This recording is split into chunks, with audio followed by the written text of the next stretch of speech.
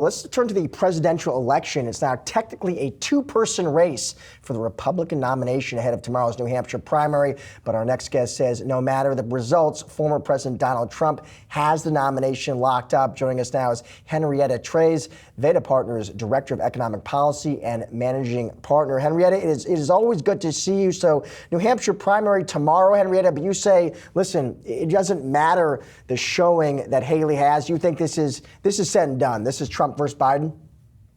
I get a lot of questions. Thanks for having me, guys, about whether Haley could blow it out, get major leads, and even come first in New Hampshire, whether that would move my needle. And I just can't find a way. New Hampshire is a quirky state that used to be critically important in a contested primary, but this just isn't one. The path forward for Haley is non-existent, and the path forward for Trump is nothing but runway. You got Nevada coming up next, and then South Carolina, Haley's home state, and she's getting routed there by double digits in every single poll. So I don't see a path forward for her beyond tomorrow. It'll be exciting to watch, but that's the end of the story for her until potentially the conventions this summer. But that's going to be a Hail Mary pass, sort of a black swan event that we can't predict at this time.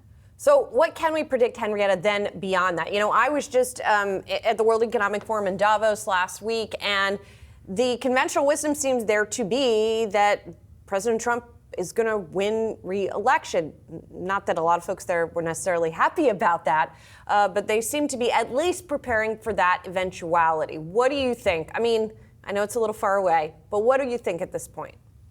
No, that's fair. It's my job to predict, so I appreciate it. I wasn't cool enough to go to Davos, but I understand that a lot of people were wildly not wildly, but overwhelmingly expecting that Trump would win. And that's interesting because when I tour around with investors in New York and around here domestically, I don't get that response very often. It's usually about 80 to 90% of folks expecting that the polls will be tight throughout, but that Biden will ultimately win. And the reason for that is that every polling data metric we have since 2016 suggests that Trump is a turnout machine. But unfortunately for Trump, the turnout when it's high, like it was in 2018, 2022, and in the referendums we've seen from Ohio to Kentucky over the last couple of years since the Dobbs decision, is that high turnout benefits the Democratic Party. And you can see that in the House, the Senate, and obviously the White House, given that Biden is the president. So I think that unique set of circumstances where you see the polls suggesting they're neck and neck is really not indicative of how turnout ultimately lands. And the way that I phrase it to investors is I think Trump is at his ceiling right now. He's got the lowest disapproval ratings that he has seen since he left office, which is a weird way of saying he's got his highest favorable numbers, while Biden is at his floor. And that's happening just as economic data is turning a corner on the consumer sentiment side, which is a lag from what economic data has been telling us fundamentally on inflation, GDP growth, and unemployment for many months now. On the other hand, Henrietta, I've seen some numbers recently for Biden that look terrible. And I'm looking at this recent ABC Ipsos poll, Henrietta, 13% of Americans, just 13%, say they've gotten better off financially since Biden took office. That sounds terrible. It sounds horrible. And I think a lot of that is not home prices, but grocery store prices, and also gas prices having been high. One of the things that you note in the economic data and the polling data is that there's a tremendous lag between voter sentiment starting to change, economic sentiment starting to change, and then the polls sort of baking those numbers in.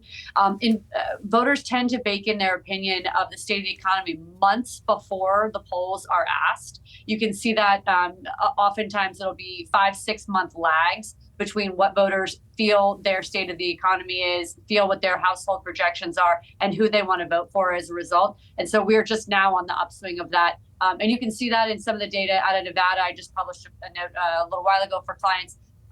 The Democratic voter base turning and coming home to Biden.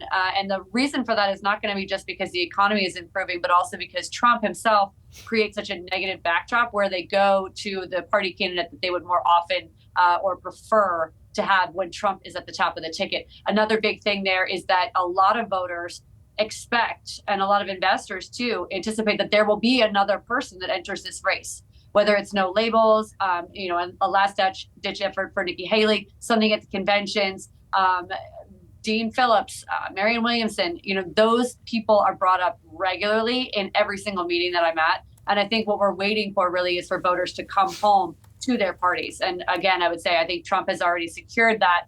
Biden has a lot of work to do, as you accurately point out. I have to admit, I forgot Marianne Williamson existed until you mentioned that name, Henrietta.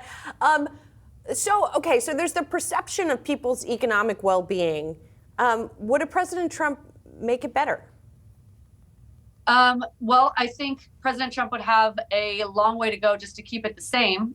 So, for example, the tax cuts that he passed in 2017, those all expire at the end of 2025. So it's going to cost $2.7 trillion just to keep the status quo from a tax perspective. So Trump's going to have to increase the deficit, as would Biden, in order to just keep that flat.